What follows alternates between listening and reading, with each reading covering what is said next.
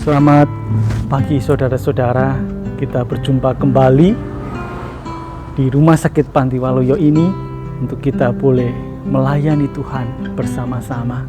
Dan pada saat ini kita akan mendengar akan firman Tuhan.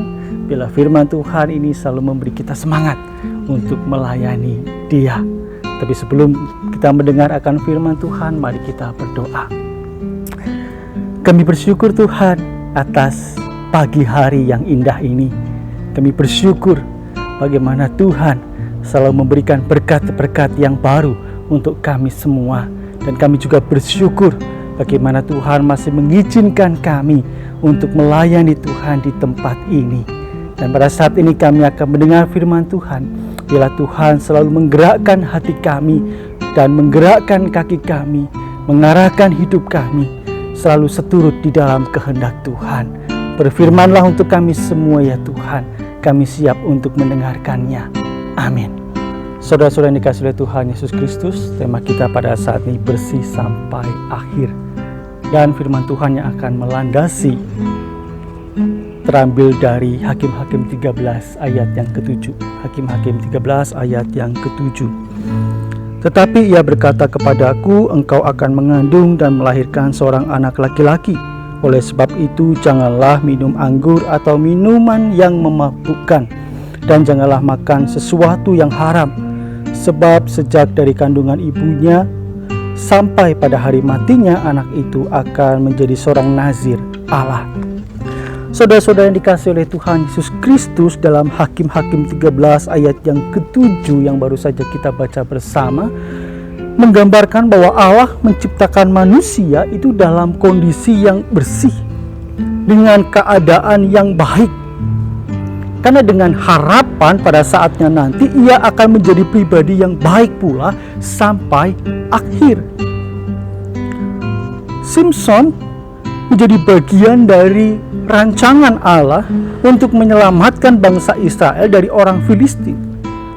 Oleh karena itu saudara-saudara, Allah ingin Samson hidup dalam standar Allah.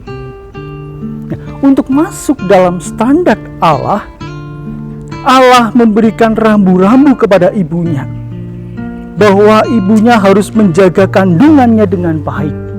Jangan minum anggur, jangan minum yang memabukkan, jangan makan makanan yang haram. Dari sini kita melihat saudara-saudara, untuk mendapatkan sesuatu yang bersih, yang baik, yang sesuai dengan standar Allah, Allah memulainya sejak dalam kandungan. Ketika membaca ayat tersebut, kita bisa melihat bahwa Manoah juga meminta agar abdi Allah itu membimbing kami. Kami itu bukan hanya sekedar ibunya, tetapi juga bapaknya. Agar Allah memberi petunjuk tentang apa yang harus mereka lakukan terhadap anak ini, yang sesuai dengan kehendak Allah. Saudara-saudara yang dikasihi oleh Tuhan Yesus Kristus, apa yang bisa kita pelajari dalam kisah ini? Yang pertama, Allah menciptakan manusia dalam keadaan baik, dalam keadaan bersih, dan Allah menghadirkan manusia dalam sebuah rancangan yang baik pula. Oleh karena itu Allah ingin manusia tetap ada dalam keadaan yang baik itu, yang bersih itu, sampai akhirnya. Jadi Allah ingin manusia mempertahankan standar yang ditetapkan Allah sampai akhir. Di sana diceritakan bagaimana manusia dijauhkan dari kemabukan. Saudara-saudara, orang mabuk adalah orang yang tidak mampu mengendalikan diri. Orang mabuk itu orang yang seringkali lupa mana yang baik, mana yang tidak. Oleh karena itu saudara-saudara, banyak sekali kecelakaan yang terjadi oleh karena si pengemudi ada dalam keadaan mabuk. Apa tanda seorang itu dalam keadaan tidak mampu mengendalikan dirinya? Yang pertama, dia lupa akan standarnya. Dia tidak tahu apa yang harus dia lakukan. Ia tidak bisa mengendalikan dirinya. Itulah tanda orang itu mabuk. Ia asik dengan dunianya sendiri. Ia asik dengan keinginannya sendiri. Ia asik dengan kedudukannya. Ia asik dengan hawa nafsunya. Sehingga saudara-saudara, setiap talenta, setiap kemampuannya ia gunakan bukan untuk kemuliaan Allah, tetapi ia gunakan untuk kepentingan dirinya sendiri. Di sana juga diceritakan, saudara-saudara, bagaimana manusia dijauhkan dari makanan haram. Haram dalam perjanjian lama dikaitkan dengan kekudusan. Saudara-saudara, kudus di sini memiliki dua arti, yaitu menyucikan dan memisahkan. Artinya, saudara-saudara, memisahkan di sini memiliki arti memiliki kehidupan yang berbeda dengan orang lain. Dengan kata lain, Allah ingin manusia memiliki hidup yang lain daripada yang lain. Hidup dalam standar ilahi, tidak sama dengan manusia yang lain. Yang kedua, saudara-saudara, Allah ingin manusia juga memberi dampak yang positif bagi orang lain. Dalam kisah ini, bagaimana orang tua diajak untuk memberi dampak yang positif bagi anak-anaknya, menjaga anak-anaknya sesuai dengan kehendak Allah, agar dapat menjalankan fungsinya sebagai orang tua. Orang tua diminta untuk meminta bimbingan dari Allah. Meminta bimbingan berarti memiliki hubungan yang baik dengan Allah. Dengan kata lain, saudara-saudara, kita akan memberi dampak yang baik bagi sesama kita kalau kita juga menjadi pribadi yang hidup di dalam keintiman dengan Allah, menjadi pribadi yang taat dengan Allah. Dari sini kita bisa melihat, saudara-saudara, bahwa bersih sampai akhir itu bukan urusan pribadi, bukan hanya urusan individual, tetapi ini menjadi tugas berat, tugas bersama secara komunal. Jadi menjaga hidup bersih sampai akhir itu bukan hanya urusan saya, urusan kamu, tetapi urusan bersama. Ya, sebagai pribadi, kita memang harus menjaga kekudusan kita, menjaga kebersihan kita. Bagaimana kita bisa terus hidup di dalam kesadaran bahwa kita harus menjaga diri kita dari hal-hal yang buruk, dari hal-hal yang tidak dikehendaki oleh Tuhan. Tetapi sebagai pihak luar, sebagai orang tua, sebagai teman, sebagai rekan kerja, sebagai masyarakat, kita itu ditugaskan untuk menjadi pribadi yang mampu menjaga sesama kita, mendampingi sesama kita, memberi dampak yang baik untuk sesama kita.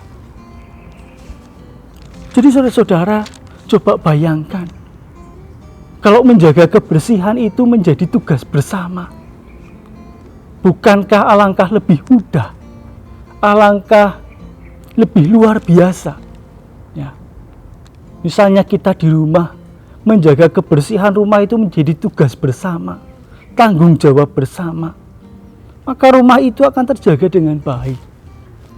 Tetapi bayangkan, kalau semangat bersih-bersih itu cuma bapak atau ibunya saja, tapi anak-anaknya nggak punya semangat untuk menjaga kebersihan rumah, maka bersihnya rumah itu hanya sementara. Sekarang bersih, besok semrawut lagi, besok kotor lagi. Begitu juga dengan kehidupan kita. Kita tidak bisa menuntut anak untuk baik, harus baik. Mulai dari kecil sampai besar tetap harus baik. Kita tidak bisa. Kalau orang tuanya ya tidak punya semangat untuk menjadi contoh, nggak punya semangat untuk memberi dampak yang positif untuk anak-anaknya. Ya. Orang tua ingin anaknya tidak merokok, tetapi bapaknya ngerokok. Bapaknya ingin anaknya hidup jujur, tetapi bapaknya suka bohong. Nah, bagaimana anak ini akan tetap bertahan pada kejujurannya, tetap bertahan pada kebaikannya, kalau setiap hari yang ditonton adalah hal-hal yang negatif yang dikeluarkan dari kedua orang tuanya? Sekali lagi saudara-saudara, hidup yang bersih sampai akhir bukan hanya persoalan individual, tetapi menjadi persoalan bersama, menjadi tanggung jawab bersama. Begitu juga pelayanan kita di rumah sakit Panti Waluyo ini. Mari kita jaga rumah sakit ini, kita jaga pelayanan kita ini bersama-sama, sehingga pelayanan kita bisa memberi dampak yang positif bagi setiap pasien yang Tuhan percayakan di tempat ini. Nah, saudara-saudara yang dikasihi oleh Tuhan Yesus Kristus, bagaimana kita saat ini? Masihkah kita hidup di dalam kebersihan? Sudahkah kita memberi dampak yang positif bagi sesama kita? Jawabannya ada dalam hati kita masing-masing. Mari kita berdoa. Kami bersyukur Tuhan atas firman yang Tuhan hadirkan pada saat ini. Engkau telah menyadarkan kami bahwa hidup yang bersih, hidup yang baik, hidup yang memiliki kualitas yang luar biasa, itu bukan persoalan pribadi, tetapi juga menjadi persoalan bersama, menjadi tugas panggilan bersama. Oleh karena itu, mampukan kami sebagai pribadi mampu menjaga hidup kami dengan baik, mampu menjaga kejujuran yang Tuhan hadirkan dalam hati kami. Mampukan kami untuk terus bertahan dalam kesetiaan kepada Tuhan. Mampukan kami untuk kami terus menjaga kelemah lembutan yang ada di dalam hati dan pikiran kami. Tetapi sebagai sesama, mampukan kami untuk juga dapat memperhatikan orang lain. Mampukan kami juga untuk dapat menjaga orang lain. Mampukan kami juga untuk dapat berdampak positif bagi orang lain. Sehingga apa yang Tuhan harapkan atas kehidupan ini, yaitu hidup yang penuh dengan damai sejahtera, hidup yang penuh dengan kesukacitaan, boleh terwujud nyatakan melalui sikap dan hidup kami.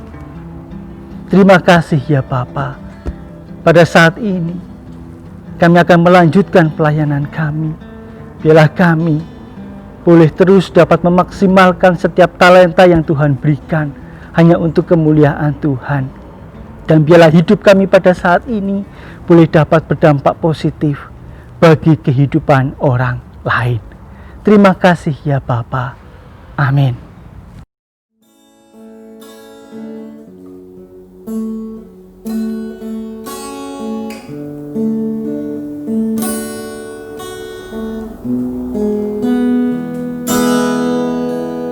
Kemanakah aku dapat pergi, menjauhi rohmu yang suci, kau sahabat,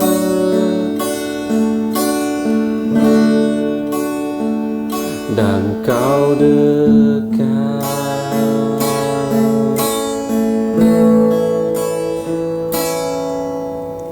Bahkan seluruh pengabdianku tak bisa membalas kesetiaanmu, sungguh mulia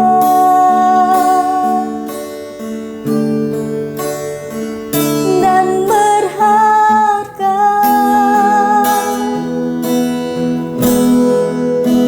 Sungguh besar pengorbananmu bagiku.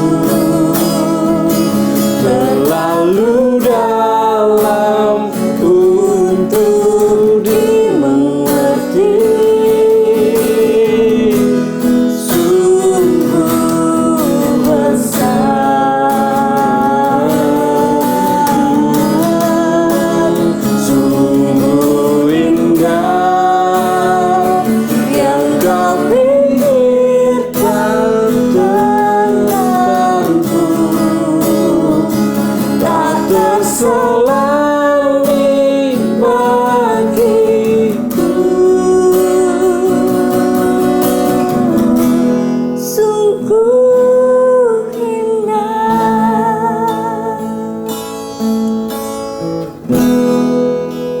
sungguh besar pengorbananmu bagiku, terlalu dalam untuk dimengerti, sungguh besar,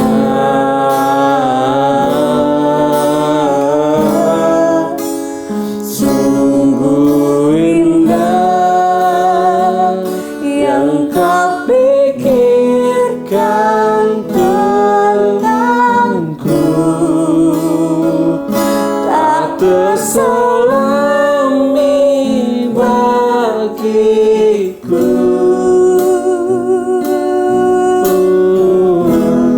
sungguh indah,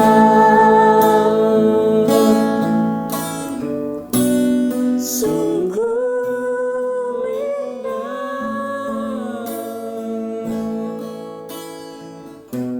sungguh indah.